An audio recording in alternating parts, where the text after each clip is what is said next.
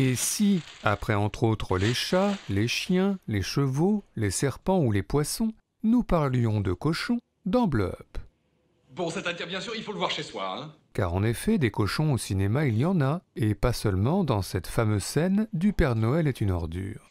Des cochons à l'ouest, dans Y tu Mamá Tambien, du Mexicain Alfonso Cuarón, ou à l'est dans Insiang, du Philippin Lino Broca, des cochons roses dans Port-Royal, ou noirs dans l'Aurore, animés dans La jeune fille sans main, ou live dans Porcherie, à la campagne dans Milagro, ou en ville dans Police Python 357, vivant dans Big Top Pee-wee, mort dans Pink Flamingos,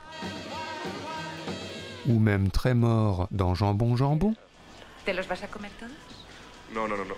Des cochons à l'unité dans Toy Story, en duo dans La prophétie des grenouilles, 40 jours, l'estomac vide. Faut le faire quand même, capitaine. à un peu plus dans La ferme des animaux, ou à encore un peu plus dans Tous en scène. Bref, des cochons au cinéma, en veux-tu en voilà, de quoi bien évidemment faire un petit point sur la question, avec une précision d'emblée. Il est fort probable que nous mélangions dans ce sujet cochon, sanglier ou phacochère, que cela soit dit.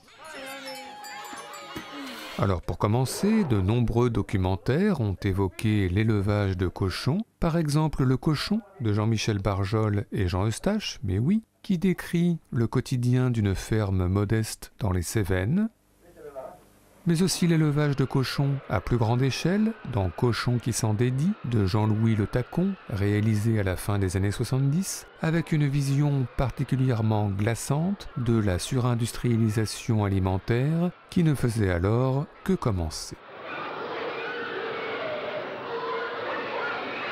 Sinon, quelques fictions évoquent des personnages élevant clandestinement des cochons destinés au marché noir, aussi bien au Japon dans Cochon et cuirassé de Shohei Imamura, qu'en Palestine dans Le Cochon de Gaza de Sylvain Estibal, avec ce modeste pêcheur contraint d'élever un cochon très clandestinement. À part ça, dans ces élevages, un moment insoutenable évidemment, la mise à mort du cochon, comme on peut le voir en ouverture de Bénice Vidéo de Michael Haneke, et on est sympa, on ne va pas aller plus loin. Et ce n'est pas la musique, comme ici l'accordéon, joué par Bourvil dans La Traversée de Paris, qui va adoucir cette mise à mort. Cela dit, quelques-uns peuvent parfois y prendre un certain plaisir, en tous les cas John Travolta et Nancy Allen dans Carré.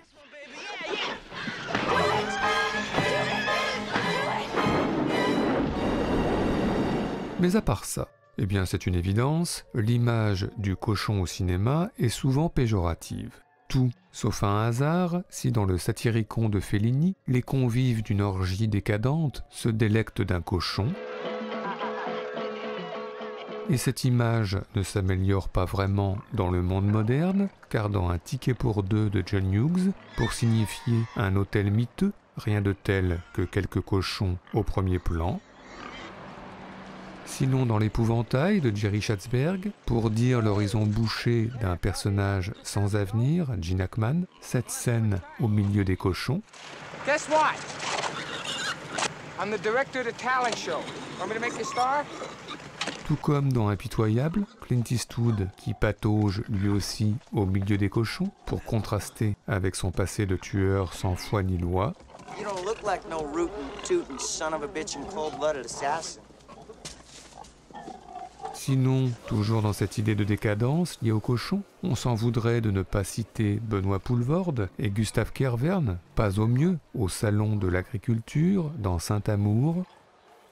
Enfin, question déprime et mal-être, accentuée par la présence de cochons, citons la détresse de Lisa Hartman dans la série Petit Quinquin, au milieu des cochons de la ferme familiale, à milieu des paillettes du show business que l'apprentie chanteuse fantasme.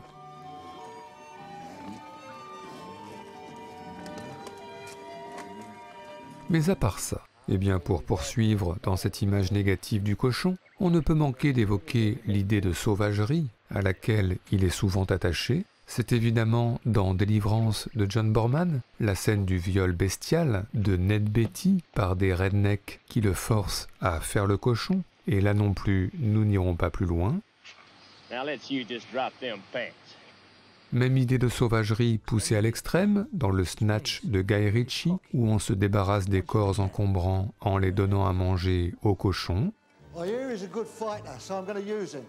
Tout comme dans le Hannibal de Ridley Scott, les sangliers, chargés de dévorer un Hannibal Lecter qui s'y connaît en bestialité. C'est que le sanglier peut se révéler amateur de chair humaine, et ce n'est pas Gregory Harrison, en mauvaise posture dans Razorback, qui nous contredira. À part ça, toujours dans cette idée de violence bestiale, n'oublions pas cette scène clé de Gangs of New York, les leçons peu ragoûtantes données par Daniel Day-Lewis à un Leonardo DiCaprio pour l'instant patient. Et puisque nous sommes dans l'horreur et la sauvagerie, citons quelques tueurs au masque de cochon, notamment celui-ci dans Motel Hell au début des années 80, ou plus récemment le tueur au masque de cochon de Saw, entreaperçu ici dans un parking souterrain. Cela dit, les masques de cochon ne font pas toujours peur, en tous les cas pas ceux portés par les musiciens au bal dans Peau d'âne, et encore moins celui porté par Peter Coyote avec la complicité d'Emmanuel Seigné dans Lune de Fiel. Des masques de cochon qui nous font penser que l'animal peut se décliner de bien des façons dans les films, et ce n'est pas Alexis Manetti, policier collectionneur dans Les Misérables, qui nous contredira. Il y a une bonne collection de cochons là. Car on peut aussi bien trouver au cinéma un sanglier fontaine dans le déjà cité Hannibal, qu'un cochon totem de restaurant dans Bliss, aussi bien un cochon gant de cuisine dans Léon, qu'un cochon tirelire dans Paris pieds nus, ou encore last but not least, un cochon pied de lampe dans Amélie Poulain. Enfin, terminons ce tour d'horizon par une vision plus positive du cochon, car celui-ci a heureusement parfois été au cinéma le meilleur ami de l'homme, de la femme et des enfants. Dans Le Petit Monde de Charlotte, par exemple, une jeune fille, Dakota Fanning, se lie d'amitié avec le cochon tout mignon Wilbur, lequel va ensuite découvrir émerveiller les joies de la ferme, les autres animaux, mais aussi une araignée. Well, still want to chat? Or are you going to join them? I've never met a spider before. Sinon, dans Okja, c'est cette fois une adolescente coréenne qui devient inséparable d'un cochon génétiquement modifié ressemblant à un hippopotame. Enfin, dans Misery, c'est cette fois une Katie Bates adulte qui a domestiqué un cochon visiblement très affectueux. Paul, say hello to my favorite beast in the whole world, my sow, Misery. Bref, si on ajoute le cochon qui interrompt les consentements dans l'insoutenable légèreté de l'être, et les cochons qui interrompent le banquet dans Mama Roma, si on ajoute Jean-Claude Dreyfus, charcutier anxiogène dans Délicatessen, et Gérard Jugnot, charcutier pas moins anxiogène en plein cauchemar dans Monsieur Batignolles, si on ajoute le Spider-Cochon dans Spider-Man New Generation,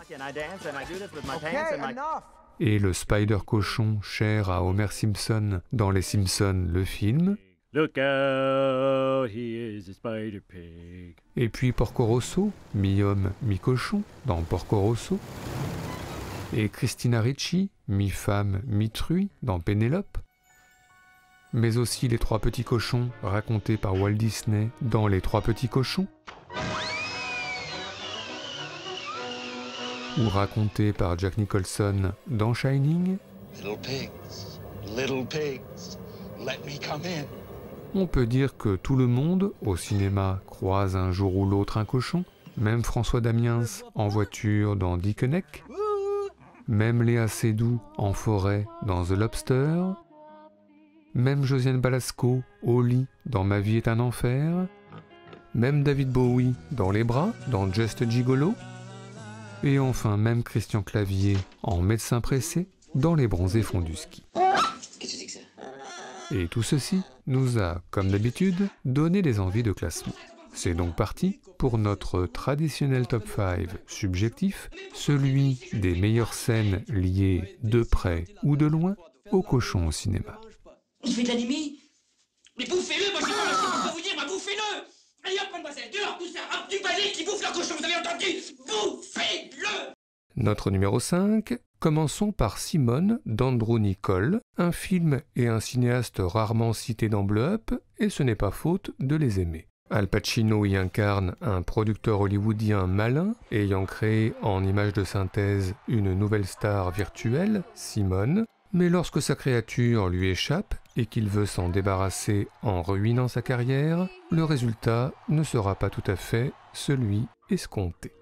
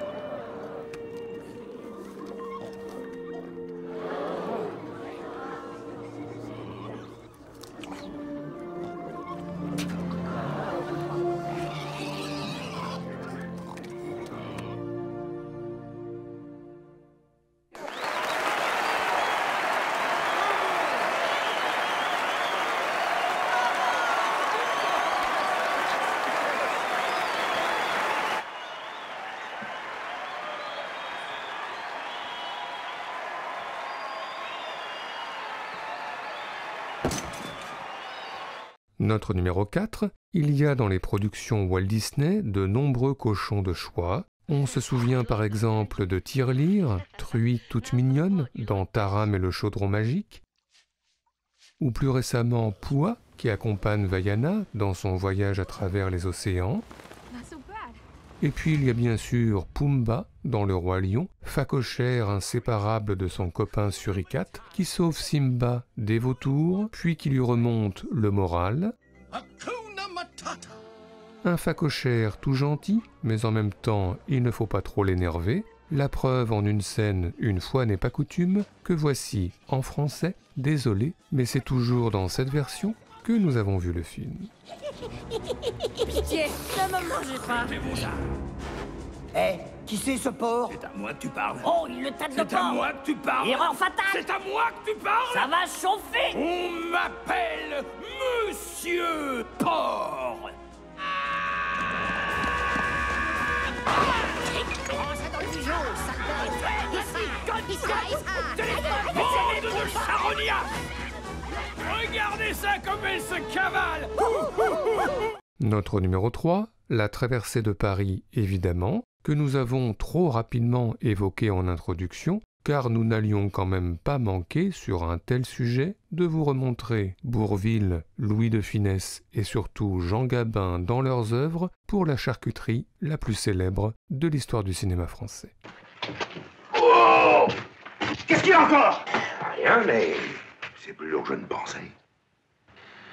Je crois qu'il va me falloir 2000 francs de plus. C'est sérieux? Comment si c'est sérieux? Rien du tout, vous m'entendez? Rien du tout!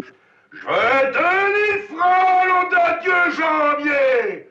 Janvier, 2000 francs! Rien du tout! Je lui casse la gueule! Janvier, je veux 2000 francs, Janvier, 45 rue Polimo! Oui, oui, on le sait! Plus un franc, plus un sou! Mais laissez-moi le descendre! Janvier!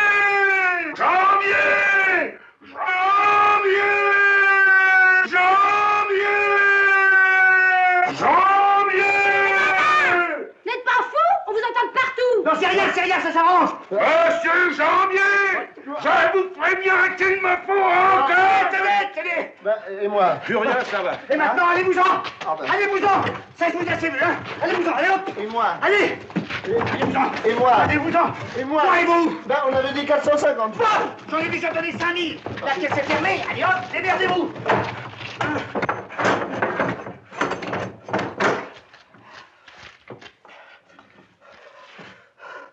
Je me souviendrai de ce cochon. Notre numéro 2, le voyage de Chihiro, d'Hayao Miyazaki évidemment, pour un trauma cinéphile un peu particulier, pas le nôtre, mais celui de nos enfants de 6 et 8 ans, lorsqu'ils ont découvert Médusée, la transformation des parents en cochons dans un village fantôme, l'impression de leur avoir montré Alien, Les Dents de la Mer ou Shining, gros moment de culpabilité.